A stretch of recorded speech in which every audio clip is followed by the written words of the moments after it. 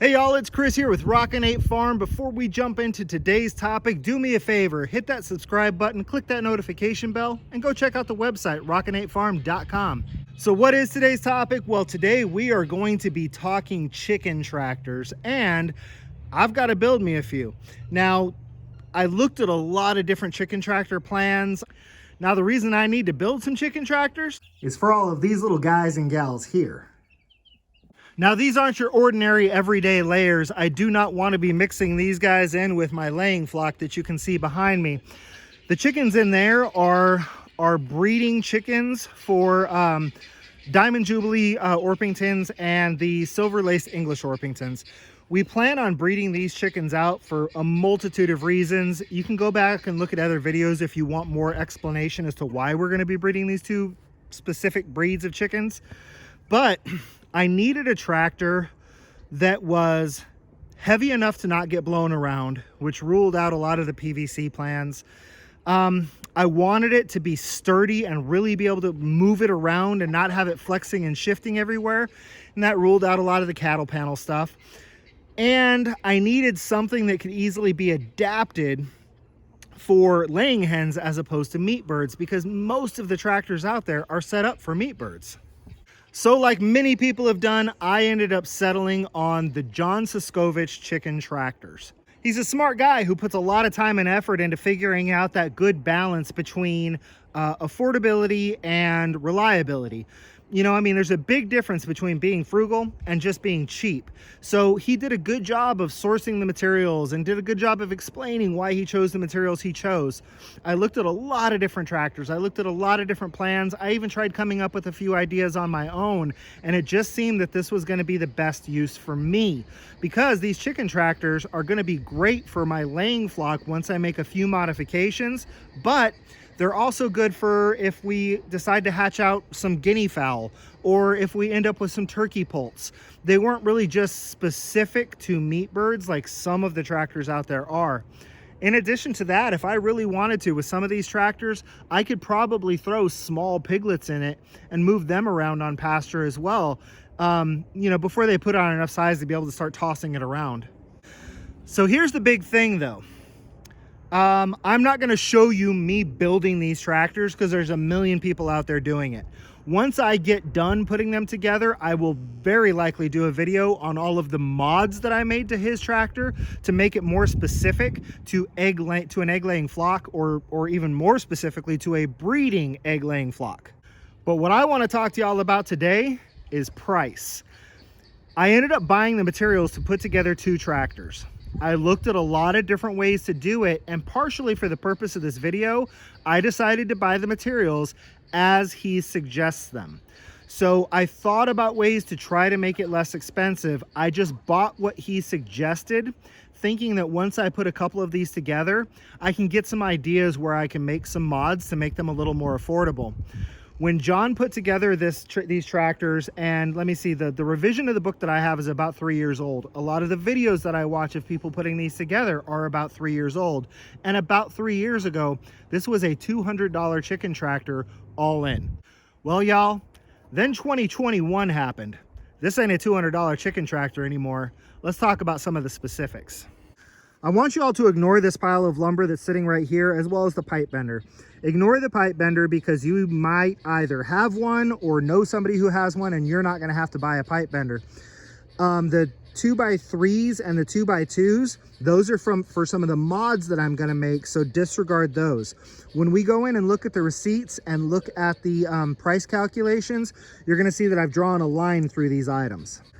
Here's all the supplies needed to build one chicken tractor. That's the second chicken tractor there. The stuff in the middle here, that's for both chicken tractors. I just didn't feel like splitting it up. So basically, half of this stuff is for this tractor and half of this stuff is for that tractor. We've got 2x4x12s, 2x4x10s, 2x4x8s, and 1x4x8s. We've also got chicken wire. We've got hardware cloth. We've got tarps, miscellaneous hardware, miscellaneous nuts, bolts, screws, conduit, etc. I thought about some ways that I might be able to save a little bit of money, but in all honesty, the 2x4s, if I went down to a 2x3, I'm saving money. But pressure treated 2x3s in my area aren't a thing. They don't have them at any of the big boxes. They don't have them at any of the smaller lumber yards. I would probably have to go to a specialty lumber yard in order to get pressure treated 2x3s. So that didn't help me out there.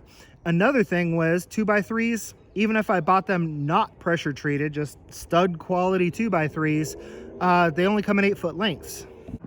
That does me no good with the 12 footers and the 10 footers required for this project. So basically I could have replaced these two 8-foot 2x4s with two 8-foot 2x3s. And I know $12 is $12, but because there are a couple of places where those 2x3s would have ground contact, if they end up rotting out and I end up replacing them in half the time, did I really save myself any money? EMT conduit is cheap. Even if I went with PVC, I'm not saving a whole lot of cash there either. Now, I am hoping that I get a million comments about you should have done this, you should have done that, could have saved some money here, could have saved some money there. Biggest reason is because whether they're good comments, bad comments, or indifferent comments, YouTube doesn't care. It just means that you're watching the videos. So go ahead and bring the comments. Just know that in the end, I made the decision to go ahead and build the tractor to specs per the book. We'll see where we go forward from here. Let's go in the barn where it's less windy and where there's less crowing. Let's talk numbers. So first of all, I want to mention that there's a few things that I did not purchase in the receipts that I'm about to show you. I had some tires laying around my farm, and I also have more zip ties than I know what to do with. So if you don't have tires and you don't have zip ties, you're actually going to have to add those into your numbers. Now I have two different sets of receipts here because I bought a bunch of stuff at your big orange box store. I also ended up buying a lot of stuff off of Amazon because some of the stuff was either more readily available at Amazon or it was cheaper. So we're gonna have to do some math to add these two up. First, let me show you what I ordered at Amazon. I ended up getting my barrel bolt latches there as well as the tarps because they had specific white 10x14 tarps there, and I couldn't find those at my big box store, and the price on these was not bad. I also bought some carriage bolts. Now, this is a little deceiving when it comes to my numbers, and I didn't quite factor the math out.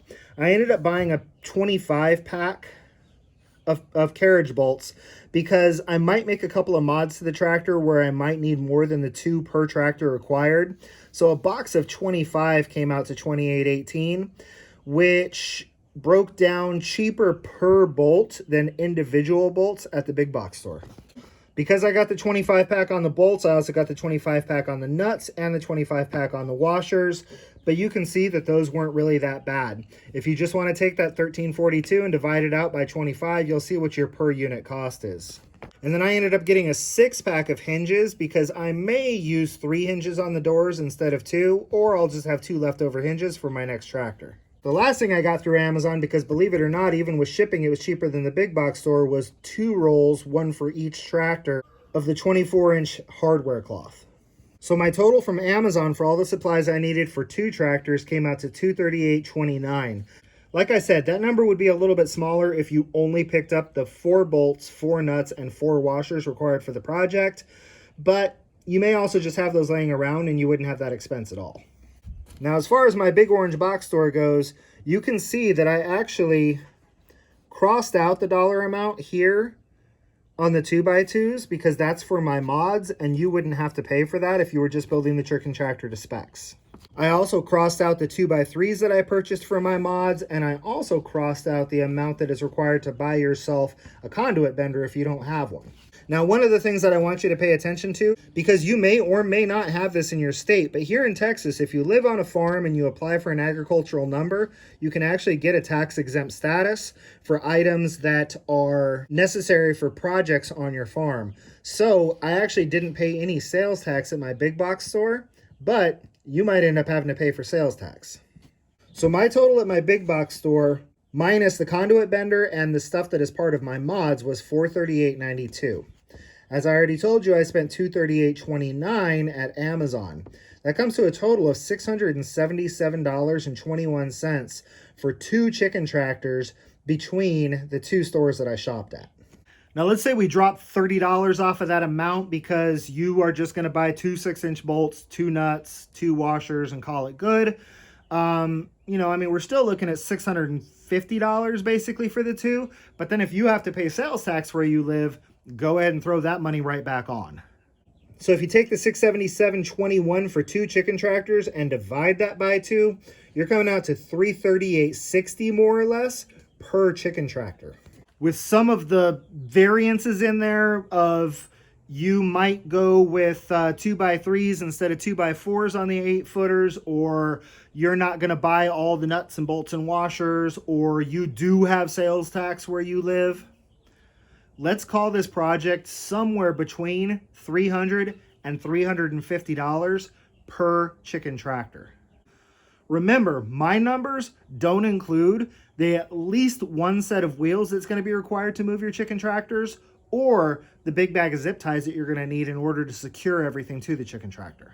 With all of those ifs, ands, or buts factored in, I think it all comes right back around to my numbers being relatively accurate of right around $340 per chicken tractor that you build for your property.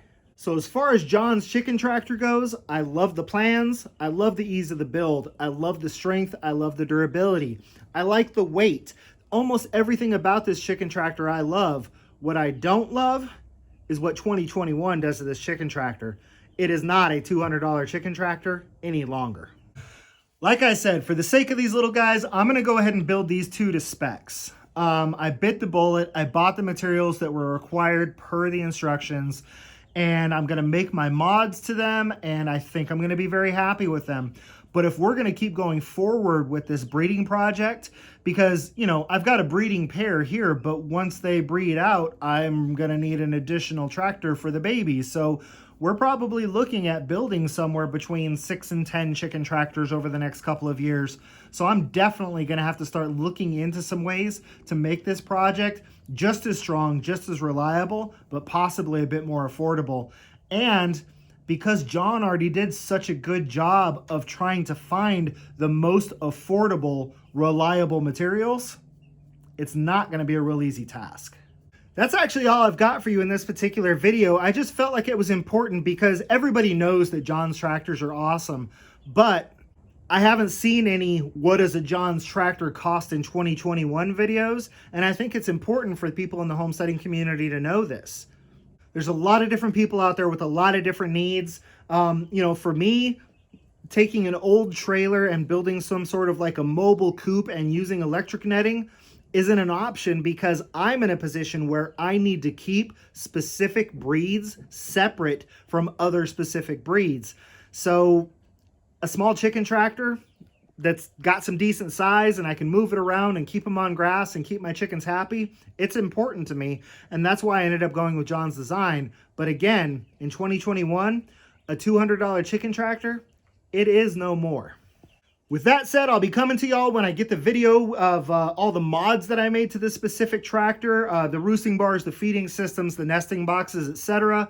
I think the design is going to turn out really good. If not, the nice part is I've got the base structure of the chicken tractor there, and I can play with the mods to get them where I need them. But until I get back to y'all with that, we're going to call this a wrap. It's been Chris with Rockin 8 Farm, and until I see y'all again, be happy and live healthy.